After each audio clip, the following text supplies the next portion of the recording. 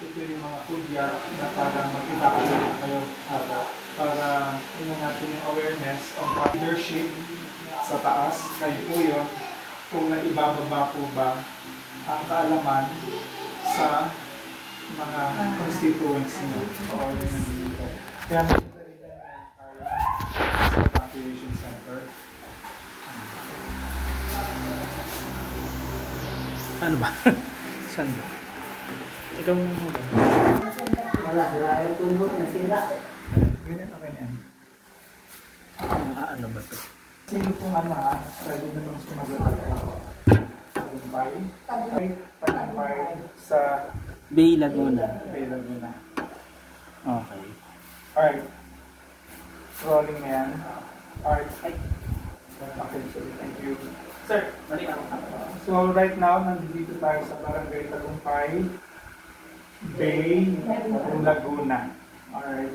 Mag-interview tayo ng mga barangay officials dito. Nandito tayo, kasama sila, and we are thankful for barangay chairman at the same time yung mga kasama natin kagawa ngayon sa atin. So, pwede sana mag-introduce tayo yung pangalan at ano yung position nyo dito sa Barangay Tagumpay.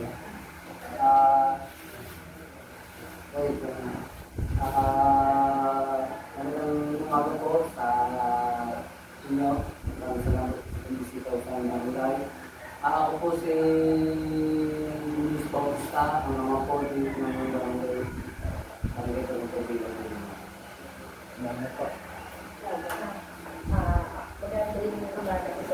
Ako po pala ay bilang Central K ng worker po ng Builder. Ako po si Marilyn. Magandang umaga po. Ako po ay isang barangay health worker ng Barangay Tagumpay. Ako po ay si Rosa Villar. Child Development Worker ng Arnifer. Child Development Working Sir? Ako po si Dumas Mali, Barangay Sir Mali, Barangay Kanan, sir? Ako po si Dalawa sa Okay, so may barangay panit po tayong dalawa at child worker and then mga officials ng barangay. So unang katanungan, paano nyo tinitiyak na ang mga residente sa barangay natin ay may sapat na kaalaman tungkol sa kahandaan sa panahon ng sakuna? Kahit sinigatin sa mga. Ulitin ko po, paano ninyo tinitiyak na ang mga residente sa inyong barangay ay may sapat na kaalaman tungkol sa kahandaan sa panahon ng sakuna? Yun nga po, bago naman po dumating po dito sa amin, ang isang sakuna ho, sa tulong po ng aming review, sa tulong ng aming Mayor, Vice Mayor, sila po ay nakikipag-cooperate po dito sa amin, sa Mumbai. Sila naman po nagpo-post po sa social media na para po naman nalalaman po ng lahat. Pero din po, hindi naman po sa amin. Kami naman po nagbabahay-bahay dito po sa aming mga residente para po masabihin sila na kung maaari po ay tayo po ay handa na po natin ang ating mga gamit. Ayaw po mababasa, i-angat na po natin. Kung po nang nalagay ka bata, ayaw po yung makinig. Ito po yung utos po nung nasa taas. Nagpapaalala mo po. So, social media ng local government unit ay paparating sa barangay level and then among the barangay officials. Okay. Sa susunod po, ano po ang mga paraan ninyo upang matiyak na alam ng mga residente ang mga emergency hotlines at ang contact persons ng barangay? Meron po kasi kami ginawa dito. Meron kami tapos, Nakita dito, ko lang. plus naglalagay dito ang bawat po konsihal ng barangay ay meron silang naka-assign sa bawat puro. Kaya meron silang pwedeng takbuhan ng mga bawat puro ng sa bawat konsihal. Nakita ko nga po yung nasa dulo. Opo. Na-picturean ko. So, gagamitin ko rin yan para sa report ko. Kapag may paparating na kalamidad, so ang kalamidad, pwedeng ulan, yan, yung flooding, huwag na natin include yung earthquake kasi hindi naman natin malalaman kung may earthquake, no? Paano nyo ipinararating agad ang mga babala sa mga residente? Sa tingin ko, nasabi ko na to, no? From the social media of the local government police, barangay officials, hanggang sa mga constituents sa residente. Okay. Ma'am, ano yung term na ginamit nyo? BART? Pagbabarter po. Pagbabarter. Sa aming kalog po, sa kasbay sila, tapos inaalis po namin na doon siya. Pagbabarter po sa buong pag-ibig po, parang sa dito. At masabi po yung mga kailangan ng gawin. Magandang practice po yan kasi diretso. Oo, kaya po kasi. Kasi, sir, since kasi nangyari po yung undol, kung natatandaan mo yung undol, so yun na po yung naging practice namin. Magaling. Oo, Magaling. talagang Nakikot po yung patrol sa kayo. so habang tumatagal, medyo Tama naman. Dahil sa circumstances, Yes. no, nag-a-adjust ang mga barangay officials dahil ito sa Undoy, yung experience sa Undoy. Yes. Okay, tama po yun. Sa inyong palagay, gaano ka-epektibo ang kasalukuyang sistema, yung pag-barter, ng pagbibigay babala at pagturo sa publiko, naiintindihan ba agad ng mga tao ang mga anunsyo at tagubilin? Opo. Aware na po. Gumagawa ko kami ng talagang binabaligan ko naman sila. At gumagana po ang bagyo sa una, maaga pa lang po, at kami babay-bahay na po. Alam na po namin kasi na kung sino po ang mga nasa mababang parte, dito po sa aming barangay. Kaya nagano po kami sa pagsada, pero ang aming talagang yung talaga po nasa mababang lugar. Dito. Opo, sa aming barangay. Thank you po. Ito sa evacuation protocols na ituro nyo na itong isa ito sa mga evacuation centers nga, no? Ang tanong ko lang dito ay ano ang proseso o basihan sa pagdedeklara ng evacuation sa inyong barangay? I guess nasa gitna na rin ito. Pag may kautusan sa itaas, diretso sa baba. Oo. May sapat bang, ito na, importante ito, may sapat bang transportasyon para sa mga senior citizens, PWD, buntis, bata o sanggol, tuwing may paglikas? Paano ninyo isinasagawa sa aktwal? Kunyari, kailangan na mag-evacuate. Diba? May barker. Magsilisan na kayo. Punta kayo sa evacuation center. Meron pa tayo sa barangay na may ambulance, evacuation.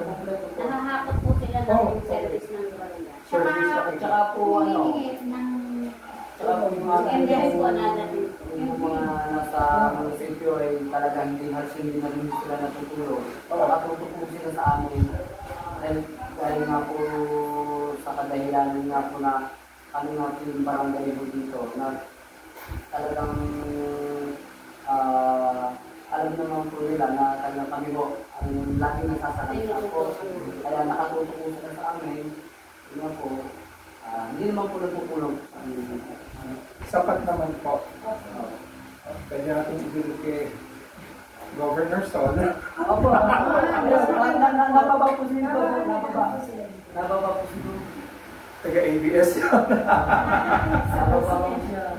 Mabait naman si Sol. Mabait naman si Sol. Pinakahuli, kamusta po ang kalagayan ng evacuation center sa barangay natin?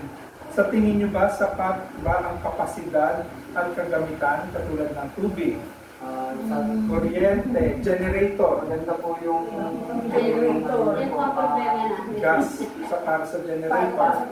unahin ko muna po naman eh. Sige, tutok Unahin ko muna po ha. Una talaga po problema ko dito sa amin. Ay yung po talagang CI. Kulang na kulang po ang aming CI po dito sa mga naka-evacuate. Ang ano po, kuryente. negative naman sa kuryente at talagang kung humihingi ng tulong at sabi niya kasi po maputol po yung pong aming kuryente sa kadahilanan kung hindi ka naman po pwedeng tanggalan po ng kuryente po yan lalo sa gabi ho kasi gawa po ng may mga senior citizen, mga bata. Kaya ang ginawa ko naman po, masakit mo po sa aking kalooban, ano lang po, tinanggalan ko sila ng kuryente muna sa umaga kasi puputulan po yung aming kuryente. Pero dumaan po kami sa munisipyo, kaya kailangan sila naman po ni Mayor, yun nga po, nag-hintay lang po kami. Tapos kay Gong, kami po ito to, hihingi po ng tulong po. Nakasapugit natin. Ako, sa tubig ko, yun po. Isang poso, isang libo. Isang poso. Ang gamit namin. Opo. Yun nga po, siyempre hindi na natin sasabi na yan na ang mga nasa evacuation po, katulad nung nauusin naman po yung mga sakit-sakit. Hindi naman po maiiwasan po yan. Opo. Tsaka sir, kami po ay tatlong mga evacuation. Isa ito. Tagumpay, Galvez, after. Okay. Kaya medyo talagang yun yung totoo. Although na sila naman ay aming napabiling ko kami sa bisyo namin, pero syempre hindi sapat. Kasi sa dami nila, bawat evacuation kasi ilang pamilya po ang sa talagang taste lang. Ma'am, gusto ko lang malaman, paano yung mga babies? Paano yung mga bata? Diba? Kasi kailangan yan eh, lalo na sa tubig panggatas. Yung pang ano nila, panglinis nila kung kulang sa tubig, walang generator. Ayun po na, hindi po sila, ang ginagawa ko din nila, pinakukuloan po kasi nawasan na po ang aming tubig. Ang poso po, yung pinagawa sila, kapag ito ng bakit nila. Yun na po ang ginagawa nila. Para tumibig, hindi po nila. Sa ano naman, sa permanent po naman, nagdadala naman po si Vals. Lagi po ang tubig. Kahit saan naman po sila. Kasi din po ako sa permanent radio po. Yung tubig nila ng Panginoon, pinadala po rin po sa mga. Halos pagkakaan ng araw, ito dito.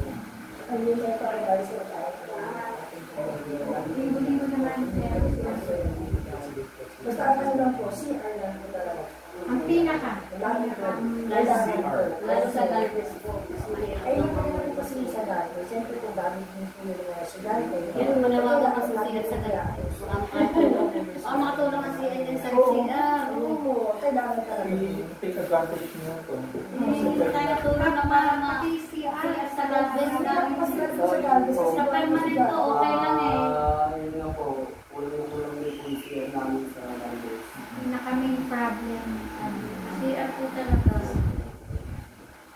Pag may mag-3 months na kasi din sila. Kaya,